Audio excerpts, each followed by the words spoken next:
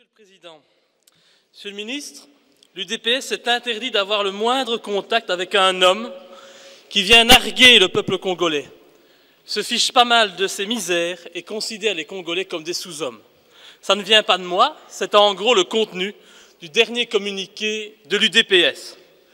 Quel camouflet! Quel affront pour quelqu'un comme vous, qui voulait jouer au chevalier blanc. Eh bien, on peut dire que c'est totalement raté. Vous n'avez pas rencontré l'UDPS? Vous n'avez pas rencontré le président Tshisekedi, qui de toute façon, et on l'a vu hier, pour une fois un reportage qui était assez objectif à la RTBF ou sur RTL, qu'il était en surveillance, en résidence surveillée. Assurément, Monsieur le ministre, de votre séjour en République dictatoriale du Congo, vous m'aviez promis de ramener du linge sale. Eh bien, vous avez tenu vos promesses.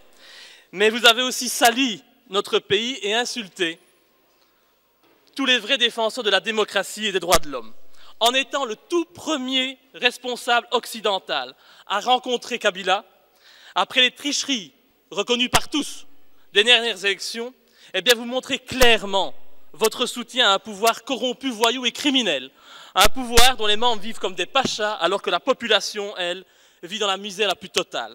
Et sachez que par votre visite, Monsieur le ministre, vous avez déshonoré notre pays et insulté tous les Congolais qui se lèvent à travers le monde. Et vous devriez en tirer les conclusions en démissionnant. Mais ma question sera simple.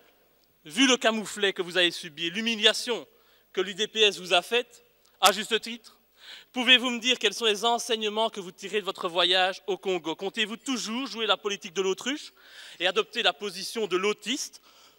Resterez-vous sourd au rapport accablant de l'ONU et de l'Union européenne? Comptez-vous toujours, comme vous l'avez annoncé au Congo, relancer l'aide au développement et ainsi augmenter encore plus la fortune de Kabila? Et surtout, rendez-vous compte que vous vous ridiculisez en vous contredisant en permanence. En tout cas, tout ce que je peux vous dire... Si vous avez terminé votre temps de parole, Monsieur Louis.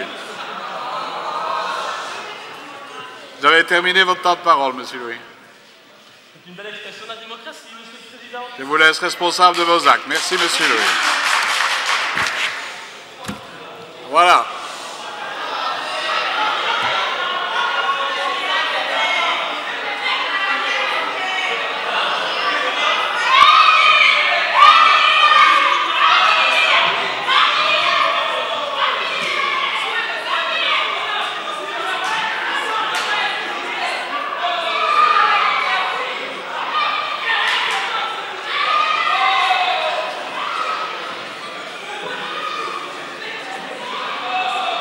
En ce qui concerne le rôle de l'opposition, je voudrais à nouveau confirmer qu'ayant rencontré des représentants de l'UDPS, ils ont souhaité me dire qu'ils allaient siéger au Parlement et qu'ils souhaitaient jouer à plein leur rôle d'opposition.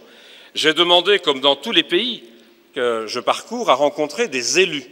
Et je voudrais confirmer, mais on le vérifiera dans les jours qui viennent, que ces élus m'ont donc annoncé, je le disais, que sur 41 ou 42 élus de l'UDPS au Parlement, il y en aura 37 à 38 qui siégeront.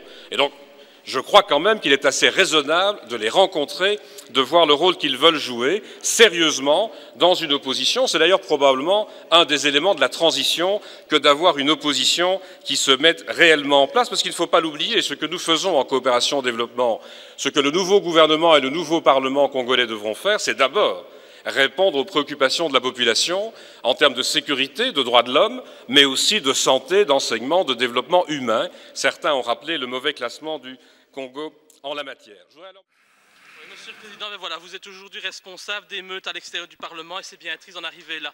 Mais finalement, ça ne m'étonne pas que vous souteniez Kabila, Monsieur le Ministre, puisque vous pratiquez exactement la même politique, vous méprisez le peuple et vous réduisez l'opposition au silence. Permettez-moi de vous dire que vous mentez comme un arracheur de dents.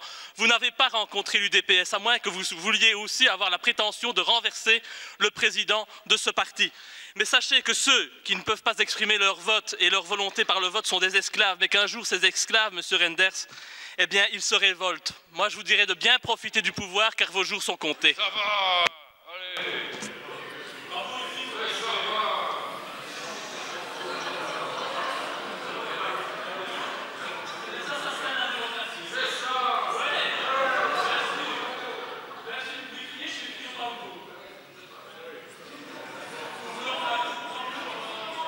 Bien. Allez. Mettra ça sur le compte de la fatigue. Monsieur Leix, menez